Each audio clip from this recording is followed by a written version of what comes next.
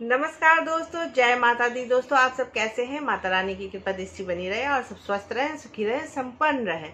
दोस्तों आज मैं बात करूंगी कि धन वृद्धि के लिए कौन सा उपाय करें कि धन की वृद्धि हो, कहीं ना कहीं से हमारा धन आए, यानी कि पैसा आए।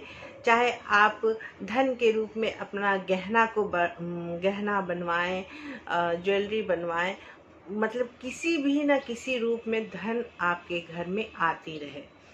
ये बहुत ही अचूक उपाय है, इसे आप जरूर कीजिएगा। क्योंकि ये हमारे गुरुजी ने बताया है, तो मैं सोची कि मेरे गुरुजी ने बताया तो मैं क्यों ना आप सबसे शेयर करूं। दोस्तों कई लोगों के जीवन में अगर मायके से कुछ गहने मिल जाते हैं, ससुराल से मिल जाते हैं, उसके बाद वो गहने बढ़ते नहीं हैं, बस उतना ही के उतना ही रहते हैं।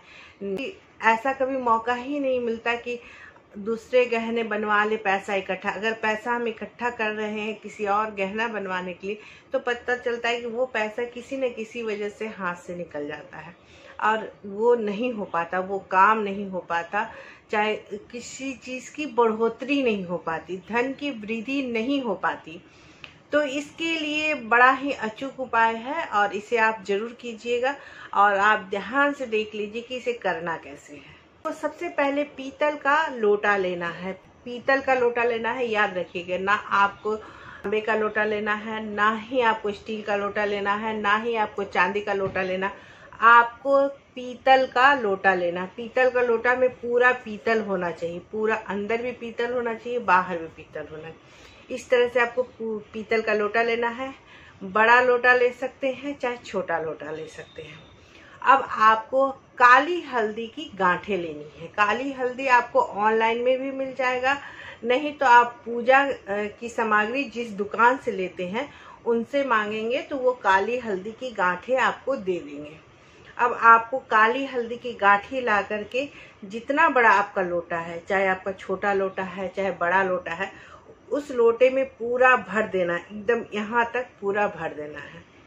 उसके बाद आपको एक सोने का कुछ भी, चाहे नाक का ले लें, चाहे जो भी आपके पास सोना है, चाहे बड़ा सोना ले लें, चाहे छोटा सा सोने का कोई भी चीज़ ले लें।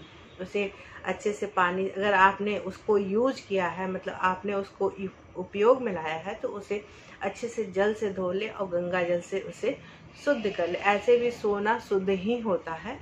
तो उसके बाद आपको उसे भी लोटे में डाल देना है। हल्दी की गांठें डालना है और लोटे में सोने का कुछ भी आप इसके अंदर डाल दें।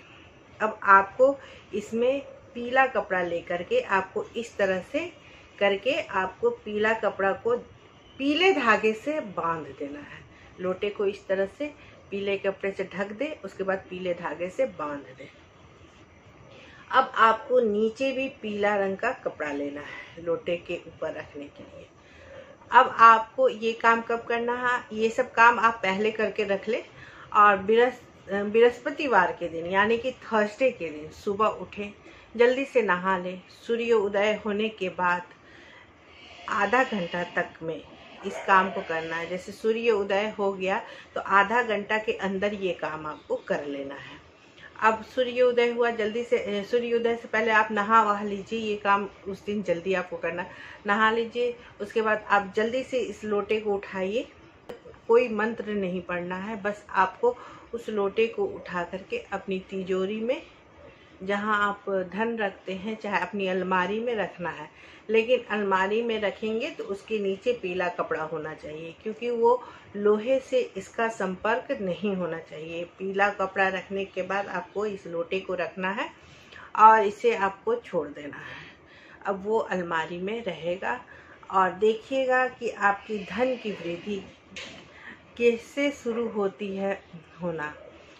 ये उपाय को आप करके देखिए। ये थर्सडे के दिन इस उपाय को कीजिएगा और आप खुद देखेंगे कि आपके घर में धन की वृद्धि होने लगी, सोने के आभूषण बनने लगेंगे और दिन प्रतिदिन आपके घर में तरक्की होगी। मतलब पैसे कहीं ना कहीं से आपके घर में आने शुरू हो जाएंगे। लेकिन इस काम को जब भी करें तो श्रद्धा से करे, भक्ति भाव से करे और मन में आस्था लेके करे कि हाँ ये काम मेरा होगा और जरूर होगा। और मुझे इस कार्य पे, मुझे इस उपाय पे पूरा भरोसा है। आप करके देखें, ये काम आपके घर में कभी भी, आपके घर में पैसों की कमी नहीं होगी।